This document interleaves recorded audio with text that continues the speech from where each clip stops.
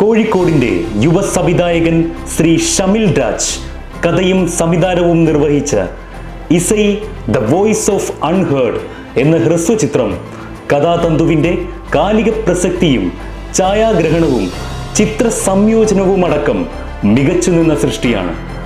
ആർദ്രമായ പശ്ചാത്തല സംഗീത മികവ് സന്ദർഭങ്ങൾക്കനുസരിച്ച് പ്രേക്ഷകനെ ചിത്രത്തിലേക്ക് കൂട്ടിക്കൊണ്ടുപോകുന്നു.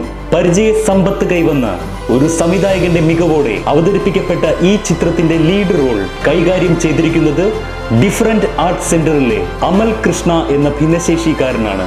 ഡിഫറന്റ് ആർട്ട് സെന്ററും പരിസര പ്രദേശങ്ങളും ക്യാമറയ്ക്കുള്ളിലെ വിസ്മയമായി അവതരിപ്പിക്കുകയാണ് ഷമിൽ രാജ്.